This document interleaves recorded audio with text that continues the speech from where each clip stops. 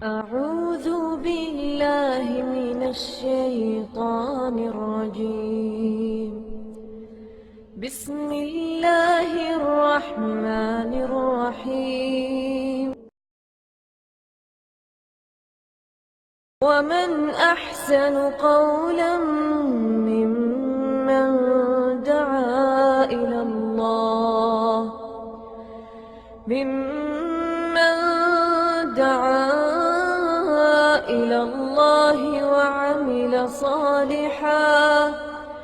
وعمل صالحا وقال إنني من المسلمين.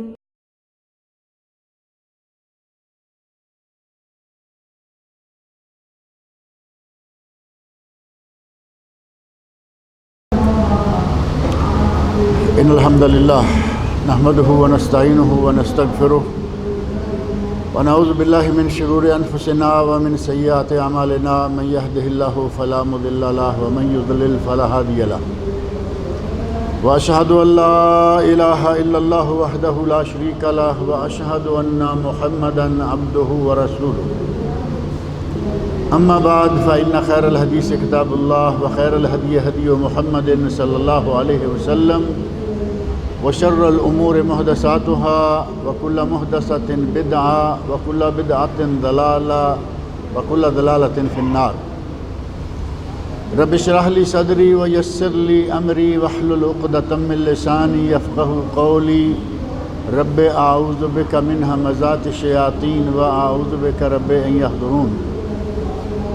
اعوذ باللہ السمیع العلیم من الشیطان الرجیم والذین یقولون ربنا هب لنا من ازواجنا وذریاتنا قرۃ اعین واجعلنا للمتقین اماما. پچھلے جمعہ میں جو حضرات درس میں موجود تھے اسلامک سینٹر کے اندر، انہیں یہ بات معلوم ہوگی کہ کم و بیش 4 درسوں کا ایک سلسلہ ہے جن کا مرکزی نقطہ یا ٹاپک ایک ہی ہے، اور وہ کیا ہے؟ خاندان کی اسلامی تربیت. اپنے خاندان کی تربیت اسلامی انداز میں کیسے کی جائے اور کیا ہونا چاہیے. اور اس موضوع کی ضرورت اس لیے پیش آئی کہ آج ہمارے بہت سارے مسلمان بھائی بہنیں یہ شکایت کرتے نظر آتے ہیں، جی بچہ نافرمان ہو گیا ہے، بات نہیں مانتا. اور یہاں تک تو کچھ معقول بات ہے کہ بچہ نافرمان ہو گیا، بات نہیں مانتا.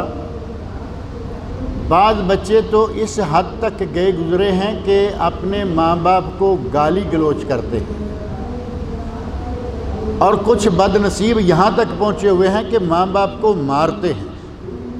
شاید یہ بات سننے میں عجیب لگے، اور یقیناً ایک مسلمان کے دل پہ یہ بہت بڑی ایک زد ہے کہ کسی کے ماں باپ، کوئی اپنے ماں باپ کو مارے. وہ شخصیت دنیا میں، وہ ہستی جس کا کوئی بدل نہیں ہے. دنیا میں ہر چیز کا بدل ہے.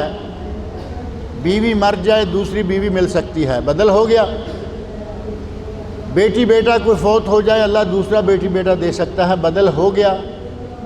رشتہ داروں میں سے قریب ترین رشتے ماں باپ ایسا رشتہ ہے کہ جن کا کوئی بدل نہیں ہے. دنیا میں بہنیں کئی ہو سکتی ہیں، بھائی کئی ہو سکتے ہیں، بیویاں کئی ہو سکتی ہیں یا نہیں؟ بیویاں بھی کئی ہو سکتی ہیں، 4 تو ہو سکتی ہیں کم از کم، کیونکہ اسلام نے، قرآن نے 4 بیویوں کی اجازت دی ہے. اس کا مطلب بیویاں کئی ہو سکتی ہیں، لیکن ماں صرف ایک. دنیا میں آپ 1000 عورتوں کو منہ بولی ماں کہیں، ماں کوئی نہیں بنے گی. ماں وہی ہے جس نے 9 مہینے پیٹ میں رکھ کر آپ کو جنم دیا. ماں صرف ایک ہے. اور دنیا میں آپ کے ہزاروں معاون ہوں، ہزاروں لوگ کہیں کہ میں تیرے باپ کی جگہ ہوں، لیکن باپ دنیا میں ایک ہوتا ہے. کتنے بد نصیب ہیں وہ لوگ جو اپنے ماں باپ کو گالی گلوچ نہیں بلکہ مارتے ہیں. اور یہ نوبت کب آتی ہے؟ گزشتہ درس میں یہ بات کہہ چکا ہوں کہ یہ نوبت تب آتی ہے جب ہم اپنی اولاد کی پہلے صحیح تربیت نہیں کرتے۔ سب سے پہلا گناہ ہمارا ہے، غلطی ہماری ہے۔ اگر ہم نے بچے کو صحیح تربیت دی ہوتی، بچے کو صحیح طریقے سے پالا ہوتا، اس کو اسلامی تعلیم کے زیور سے ہم نے مزین کیا ہوتا، ایسی نوبت ہی نہیں آتی۔ لیکن ہم نے بچے کو پہلے لاڈ پیار میں، ہمارے پاک و ہند میں تو مشہور ہے کہ بچے کو گالیاں ماں باپ خود سکھاتے ہیں، کہیں گے بھائی کو گالی دو، چاچا ہے تمہارا اس کو گالی دو۔ پہلے آپ نے بچے کی زبان خود غلط راستے پر چڑھائی، نتیجہ یہ ہوا کہ اب وہ تمہیں بھی گالی دے رہا ہے، اب چلاتے ہیں۔ اب جب بچے کی عادت بن چکی، بچہ بگڑ چکا، اخلاق آپ نے نہیں سکھلایا، تربیت آپ نے نہیں کی، اسلامی تعلیمات سے اسے روشناس نہیں کرایا، نتیجہ کیا ہوگا؟ وہ پٹڑی سے اتر چکا ہے۔ اس بچے کو اگر بچپن سے تربیت دی جاتی تو یہ بچہ پٹری پہ رہتا اور بگڑنے کی نوبت نہ آتی۔ اب بچے کی تربیت کے مراحل کون سے ہیں؟ ایک مرحلہ میں نے گزشتہ درس میں ذکر کیا تھا کہ اپنی شادی دیکھ بھال کے کریں تاکہ نیک بیوی ہوگی، انشاءاللہ اولاد بھی نیک ہوگی۔ بیج صحیح جگہ پہ ڈالیں تو پودا صحیح اگتا ہے یا نہیں؟ اگر بیج صحیح جگہ پہ جائے گا پودا یقیناً صحیح ہوگا، بیوی نیک ہوگی، انشاءاللہ اولاد بھی نیک ہوگی۔ بیوی نیک ہوگی، اولاد کی تربیت اور پرورش نیک انداز سے کرے گی۔ اور اگر بیوی نیک نہ ہوئی تو اس کے پیٹ سے جنم لینے والے بچے کیسے ہوں گے؟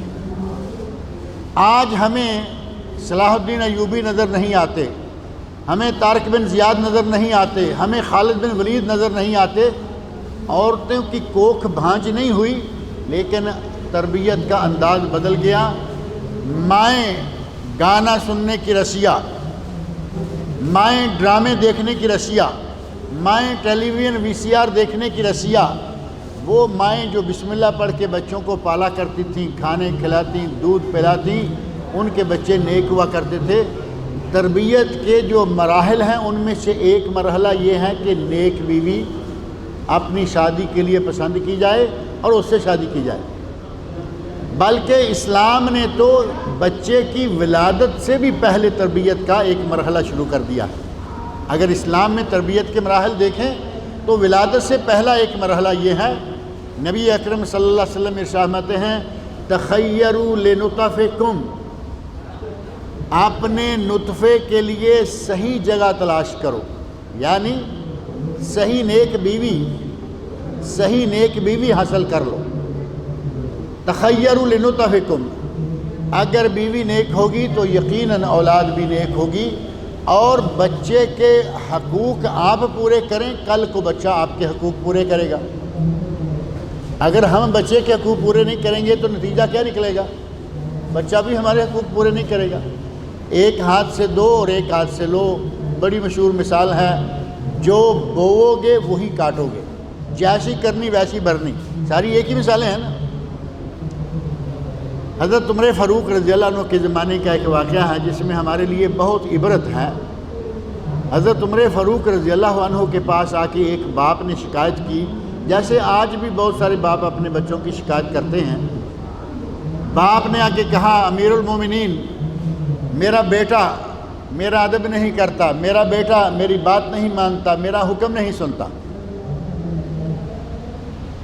امیر المومنین حضرت عمر فاروق رضی اللہ عنہ کو آپ جانتے ہیں، اللہ رب العزت نے انہیں رعب، مقام، اللہ نے وہ جلال اور جمال دیا ہوا تھا کہ نبی صلی اللہ علیہ وسلم ارشاد فرماتے ہیں اے یا ابن الخطاب، اے خطاب کے بیٹے تیرے بھی کیا کہنے ہیں، جب تو کسی راستے میں آ رہا ہو اس راستے میں آگے شیطان بھی آ جائے تو تمہیں دیکھ کے بھاگ جاتا۔ اللہ نے عمر فاروق کو اتنا رعب دے رکھا ہے، اتنا جلال ہے ان کے شخصیت میں کہ شیطان بھی ڈر کر بھاگ جاتا ہے۔ اور یہ جلال ان کے کوڑے میں نہیں تھا، ان کی تلوار میں نہیں تھا، یہ جلال ان کے عمل میں تھا، ان کی شخصیت میں تھا۔ ان کے نیک اعمال اور نیک نیتی کے نتیجہ میں اللہ نے انہیں یہ مقام دیا تھا، شیطان بھی دیکھ کر بھاگ جاتا ہے۔ اور یہیں ایک بات بالکل تازی رونما ہوئی، حرم میں آپ لوگ جاتے رہتے ہیں عمرہ کرنے کے لیے، حج کرنے کے لیے۔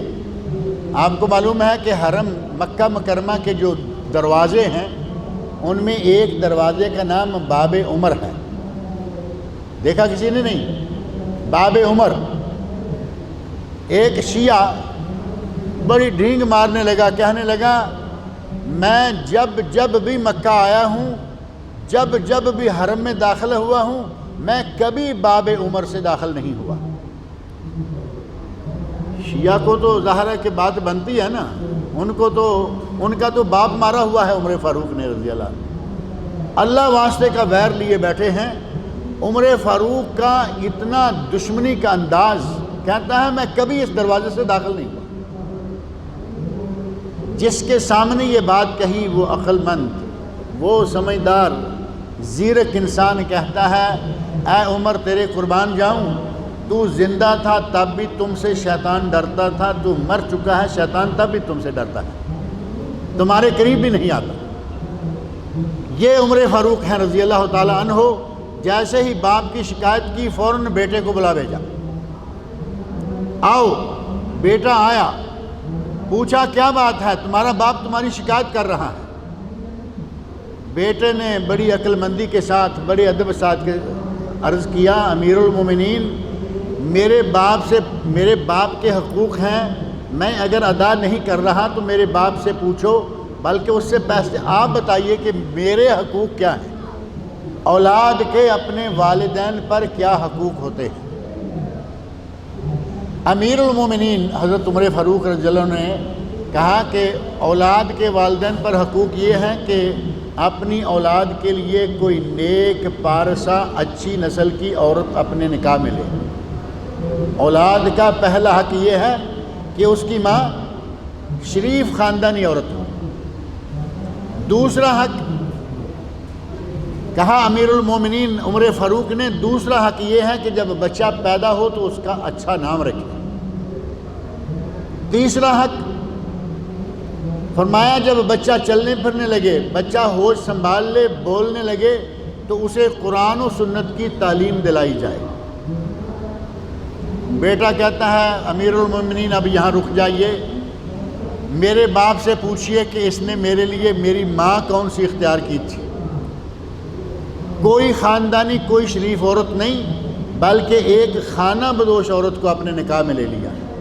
خانہ بدوش تو سمجھتے ہیں نا، ہمارے یہاں خیمہ لیا، ایک جگہ 2-4 دن خیمے لگائے، 2-4 خیمے لگائے، اٹھائے، آگے نکل گئے، دوسری جگہ خیمہ لگا لیا، پکھی واس بھی کہتے ہیں ہمارے یہاں ان کو۔ خانہ بدوش عورت ہمارے لیے اس نے ہماری ماں کے طور پر اختیار کی۔ اور میں پیدا ہوا تو میرا نام کیا رکھا ہے؟ عربی زبان میں ایک لفظ ہے جول، جول، اور بعض روایات میں ہے کہ میرا نام رکھا برغوث۔ برغوث عربی میں کھٹمل کو کہتے ہیں۔ برغوث کا لفظ آپ پڑھتے ہوں گے، یہاں کبھی کبھی کہیں نہ کہیں آج بھی ملتا ہے۔ یہاں خبر میں ایک فیملی ہے، اس کی ایک دکان کے اوپر لکھا ہوا ہے البرغوثی۔ شاید عربوں میں کوئی نام رکھنے کا رواج رہا ہے اور اب تک بھی آ رہا ہے۔ عربوں میں بعض چیزیں بڑی عجیب ہیں۔ کچھ عرصہ پہلے میں ایک درس کے لیے ادھر جنوب کی طرف گیا، خمیس مشیت میں نے ایک ڈاکٹر صاحب کا نام لکھا ہوا دیکھا اور اس نام میں لفظ فرعون موجود ہے۔ فرعون، کئی لوگوں کو شوق ہوتا ہے کہ بچے کا نام قرآن سے رکھیں گے، اور فرعون کا ذکر تو قرآن میں ہے یا نہیں؟ بچے کا نام فرعون رکھا ہوا ہے۔ خبر میں البرغوث، برغوثی البرغوث نام سے ایک دکان کا بورڈ موجود ہے، کہتا ہے کہ میرا نام برغوث رکھا۔ برغوث کا معنی کھٹمل، چچڑ، اور دوسری روایت کے مطابق نام رکھا جول، اور جول کا معنی ہے وہ کیڑا جو گندگی کے ڈھیر سے تھوڑی سی گندگی اٹھا کے اس کا چھوٹا سا گیند بنا کے اپنے منہ کے ساتھ گھسیٹتے ہوئے لیے جا رہا ہوتا ہے۔ ذہن میں آتا ہے یا نہیں؟ کالے رنگ کا چھوٹا سا کیڑا ہوتا ہے، گندگی کے ڈھیر میں سے گندگی نکال کے لے جاتا ہے.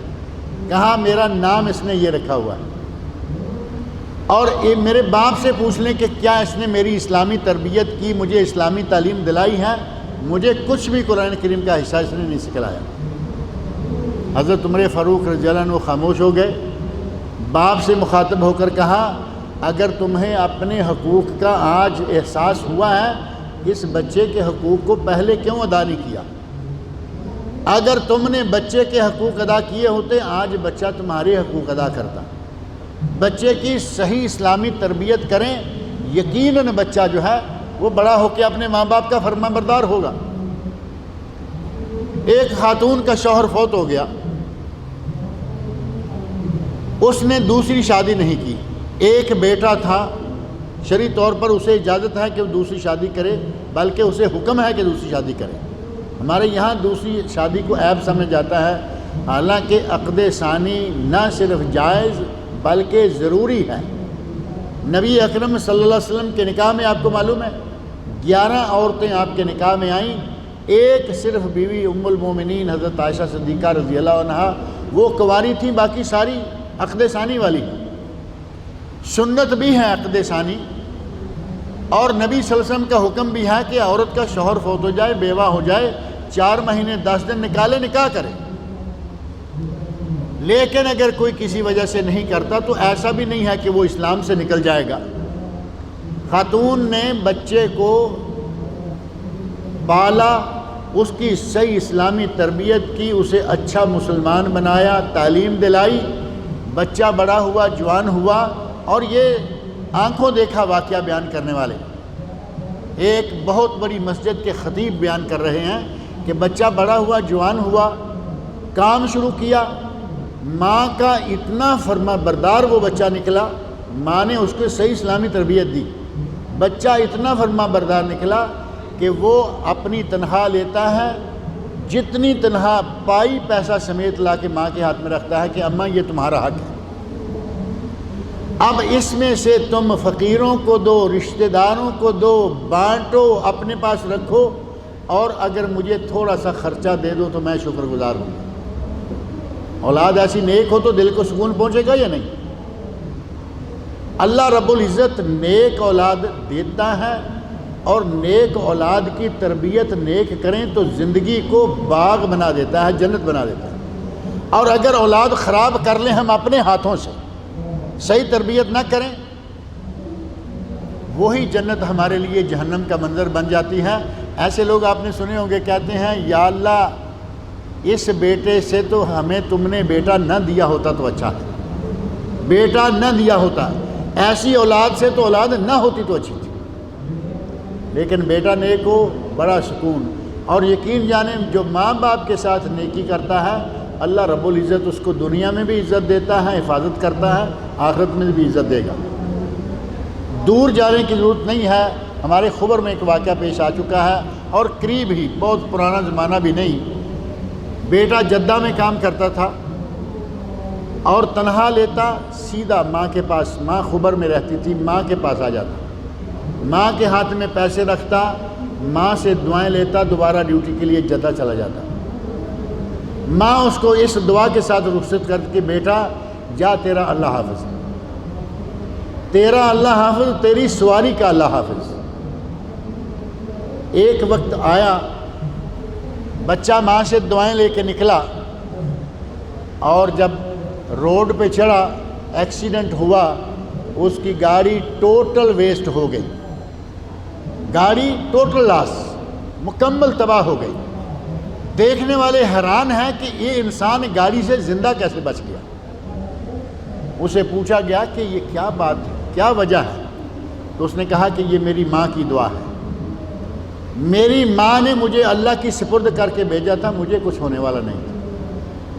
آج بھی اگر کوئی آدمی اپنے ماں باپ کا فرما بردار ہے، ماں باپ کی دعائیں لیتا ہے، اسے دنیا میں کوئی چیز نقصان نہیں دے سکتی. لیکن ماں باپ نے اگر اپنی پہلے ڈیوٹی ادا کی ہوگی تو اولاد بھی نیک ہوگی، اولاد بھی خدمت گزار ہوگی. اولاد کے خدمت گزار ہونے کے لیے پہلے ہمیں اپنی ڈیوٹی پوری کرنی چاہیے. بچے کی تربیت کے سلسلہ میں مختلف مرحلے ہیں۔ پہلا مرحلہ بچے کے لیے پہلے نیک ماں لے کے آئیں۔ دوسرا مرحلہ بچہ پیدا ہو اس کا اچھا نام رکھیں۔ تیسرا مرحلہ گٹی دینا، اس کا عقیقہ کرنا، یہ چیزیں ان سے قطع نظر آگے چلے جائیں، اس کو اچھی تعلیم دی جائے۔ اور تیسرا مرحلہ ہے کہ اس کی اخلاقی تربیت کی جائے، بچے کی اخلاقی تربیت دی جائے، اس کو بتایا جائے کہ کون کیا ہے اور اس کا کیا مقام ہے، اس کو اخلاقیات کا درس دیا جائے۔ اور تربیت کے سلسلہ میں ہی ایک معاشرتی تربیت ہوتی ہے کہ معاشرے میں ہمارے دائیں بائیں جو لوگ ہیں ان کا ہم پر حق کیا ہے، بچے کو یہ تعلیم دی جائے۔ ہم اپنے بچے کو یہ تو بتا دیتے ہیں کہ یہ تمہارا باپ ہے، یہ تمہاری ماں ہے، وہ ساری عمر ممی ڈیڈی کے گرد ہی چکر لگاتا رہتا ہے، چاچا کیا ہوتا ہے، خالہ کیا ہوتی ہے، پھوپھی کیا ہوتی ہے، ماموں کیا ہوتا ہے، پرواہ نہیں۔ پڑوسی کے حقوق کیا ہیں اسے معلوم نہیں۔ نبی صلی اللہ علیہ وسلم نے پڑوسیوں کے حقوق کی اتنی سختی کے ساتھ تاکید کی۔ آپ ارشاد فرماتے ہیں میرے پاس جبرائیل امین آئے۔ حضرت جبرائیل امین نبی صلی اللہ علیہ وسلم کے پاس آیا کرتے تھے، قرآن کریم لے کے آتے تھے، اللہ رب العزت کے دیگر احکام لے کے آتے تھے۔ فرمایا جبرائیل امین میرے پاس آئے، انہوں نے آ کر مجھے پڑوسی کے حقوق کے سلسلے میں، پڑوسی سے حسن سلوک کے سلسلہ میں اتنا مسلسل وصیت کرنا شروع کی، وصیت کرتے گئے، میں سمجھا کہ شاید پڑوسی کو وراثت میں بھی حصہ دار بنا دیا جائے گا۔ پڑوسی وراثت میں حصہ دار نہیں ہوتا نا، وراثت میں حصہ دار ہیں ماں باپ، بیٹا بیٹی، اور اگر ماں باپ نہیں ہے دادا دادی، کسی کا بیٹا بیٹی نہیں ہے تو بھائی بہنیں۔ پڑوسی وراثت میں حصہ دار نہیں ہوتا، لیکن نبی صلی اللہ علیہ وسلم کو حضرت جبرائیل امین نے اتنی سختی کے ساتھ پڑوسیوں سے حسن سلوک کرنے کی تاکید کی، فرمایا مجھے لگا کہ شاید اسے وراثت میں بھی حصہ دار بنا دیں گے۔ ہمارا پڑوسیوں کے ساتھ کیا سلوک ہوتا ہے، پڑوسیوں کے حقوق کیا ہیں، پرواہ نہیں۔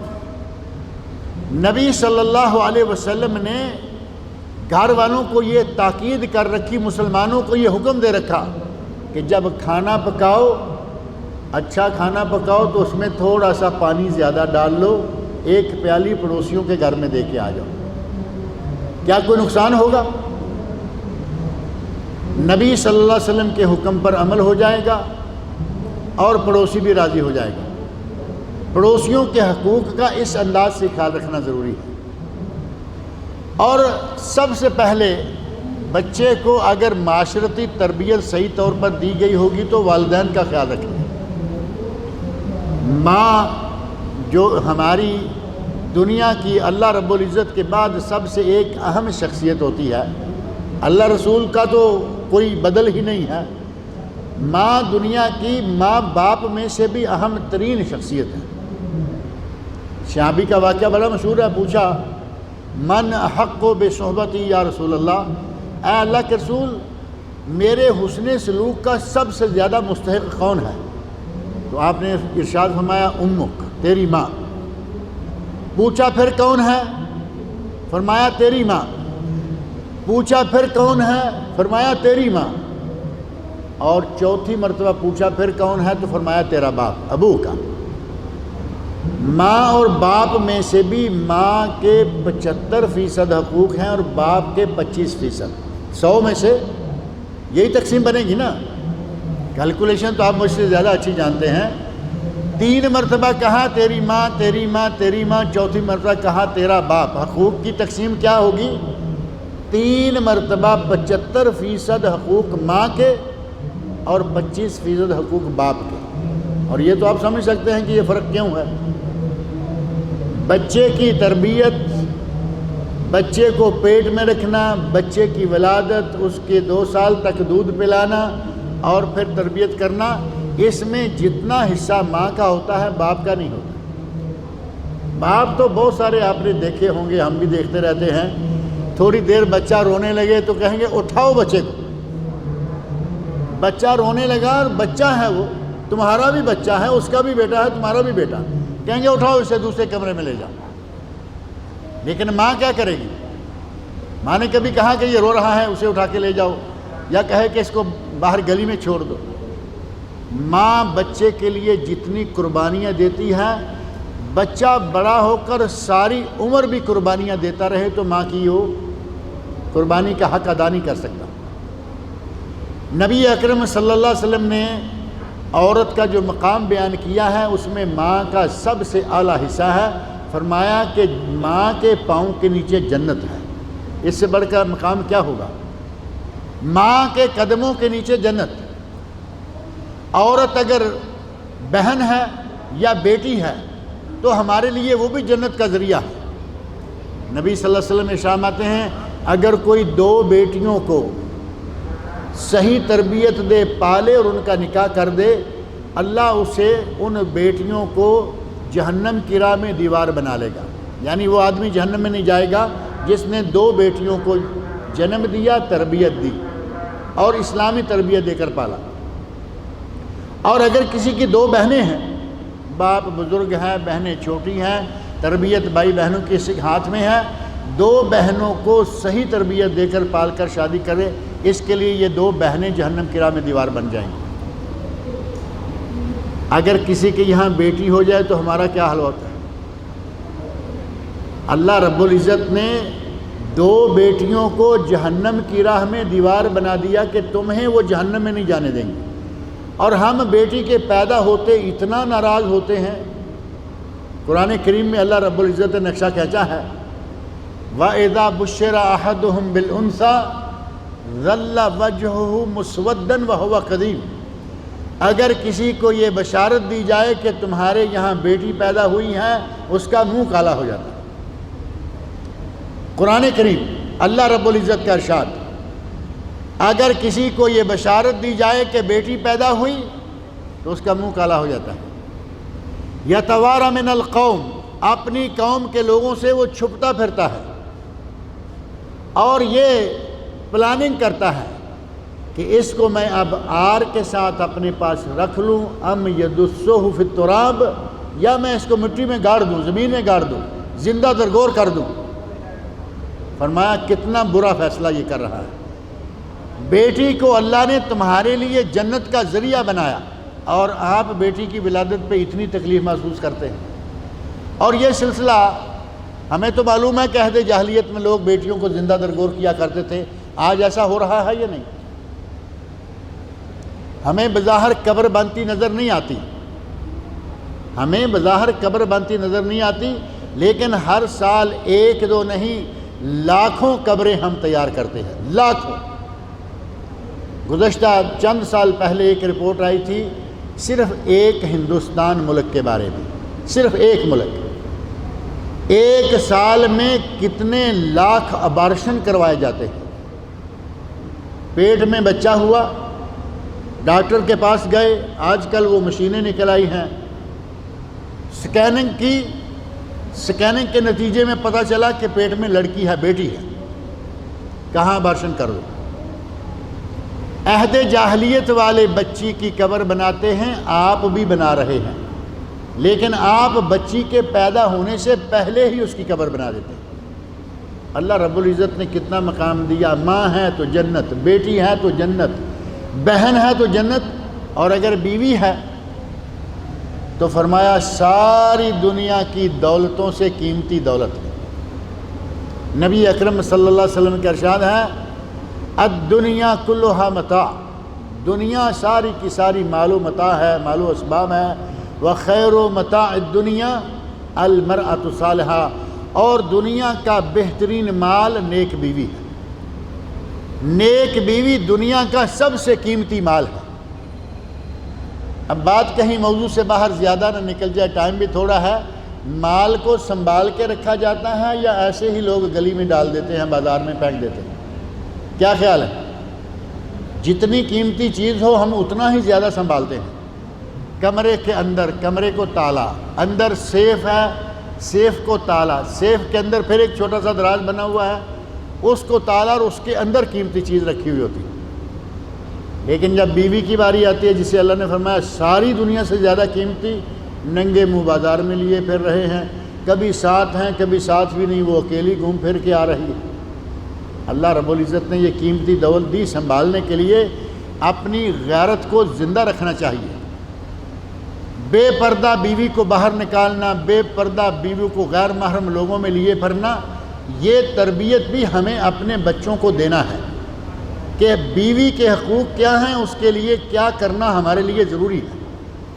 ہم بچوں کو تربیت نہیں دیتے، کل کو بچہ بہو سامنے لا کے بٹھا دیتا ہے، بہو نے وہ لباس پہنا ہوا ہے کہ یقین مانے دیکھ کر ساس سسر بھی شرما رہے ہو، اور وہ کہتا ہے مجھے اچھا لگتا ہے، تمہیں اس سے کیا؟ بچپن میں اسے صحیح تربیت دی۔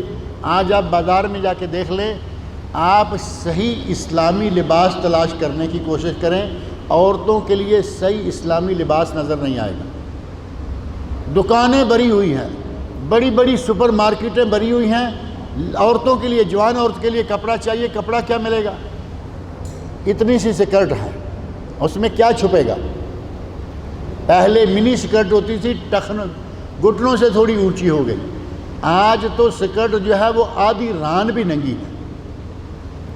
غیرت مرتی جا رہی ہے ان لوگوں کی جو اپنی بہو بیٹیوں کو یہ کپڑے خرید کے دیتے ہیں، اور یہ ہم ان کو بچپن سے عادی کر دیتے ہیں۔ بچی کی تربیت اگر بچپن سے آپ اس انداز سے کرتے ہیں کہ اس کو کپڑا کیا پہننا ہے، اس کو کیسے رہنا ہے، جب چھوٹی بچی کے لاڈ دیکھتے ہوئے ہم اس کو اس قسم کے لباس کا عادی کر دیں گے تو نتیجہ کیا ہوگا؟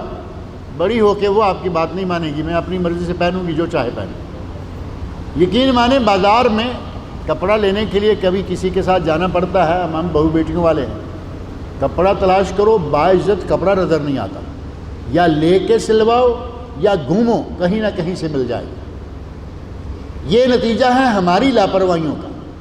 ہم نے اپنے بچوں کی صحیح تربیت نہ کی، ہم نے اپنی بیویوں کی صحیح تربیت نہ کی۔ آپ کہیں گے کہ بیویوں کی تربیت ان کے ماں باپ نے کرنا، بیوی اب آپ کے گھر میں آ گئی ہیں، آپ کے بھی کچھ فرائض بنتے ہیں، صرف لاڈ اور ناز نخرے دیکھنا کافی نہیں۔ آپ رسول اللہ صلی اللہ علیہ وسلم کے ماننے والے ہیں، آپ تربیت کا انداز نبی صلی اللہ علیہ وسلم سے سیکھ سکتے ہیں۔ ام المومنین حضرت عائشہ صدیقہ رضی اللہ عنہ شادی کر کے نبی صلی اللہ علیہ وسلم کے گھر میں آ چکی ہیں۔ ایک دوسری بیوی ہیں حضرت صفیہ رضی اللہ عنہ، ان کا قد ذرا چھوٹا تھا۔ حضرت عائشہ رضی اللہ عنہ نے حضرت صفیہ کے بارے میں کہا، آپ نے ان کا ذکر کیا، بیوی ہیں، ذکر آ گیا۔ حضرت عائشہ رضی اللہ عنہ نے غصے میں آ کے کہا، حسبک من صفیہ کذا و کذا، وہ اتنی ساری ہے اور آپ اس کی اتنی باتیں کرتے ہیں۔ لاڈ اور ناز نخرہ دیکھنے والے ہوتے تو آئی گئی بات نکل جاتی۔ نبی اکرم صلی اللہ علیہ وسلم نے اسی وقت ٹوکا، کہا عائشہ لقد قلت کلمہ، اے عائشہ تم نے وہ بات کہی ہے، لو مزجت بہل بحر لمزجت ہو، اگر یہ بات سمندر میں ڈالی جائے سارا سمندر کڑوا ہو۔ روکا بیوی کو یا نہیں؟ یا بیوی کو اجازت دی کہ جو چاہے جیسے چاہے جو بولو؟ بیوی اپنے ماں باپ کے گھر سے تربیت لے کے آتی ہے، ہم اگر اس میں کوئی کمی کوتاہی دیکھیں تو اس کی اصلاح کرنا ہمارا فرض ہے یا نہیں؟ یا صرف لاڈ اور ناز نخرے میں رہیں گے، وہ جو چاہے کرتی رہے؟ اللہ رب العزت مجھے اور آپ لوگوں کو توفیق دے کہ ہم اپنی اولاد کو، اپنے زیر کفالت بہن بھائیوں کو، اور اپنی کفالت میں اپنے نکاح میں آ جانے والی بیویوں کو صحیح اسلامی تعلیمات سے روشناس کراتے رہیں۔ بڑے ہو کے بھی تعلیم دی جا سکتی ہے، جب اللہ تعالیٰ موقع دے۔ تعلیم کا میدان ہمارے لیے کھلا ہے۔ اللہ تعالیٰ مجھے اور آپ سب لوگوں کو، اپنے متعلقہ لوگوں کو اسلامی خطوط پر تربیت دینے اور اسلامی تعلیمات کے زیور سے انہیں مزین کرنے کی توفیق عطا فرمائے۔ تھوڑا سا وقت رہ گیا ہے، اپنے لیے بھی دعا مانگیں، ہمارے لیے بھی دعا کریں۔ اللہ تعالیٰ مجھے اور آپ سب لوگوں کو نیک عمل کی توفیق عطا فرمائے۔ اتوار کو انشاءاللہ دوبارہ درس ہوگا، اس موضوع کو کنٹینیو کریں گے۔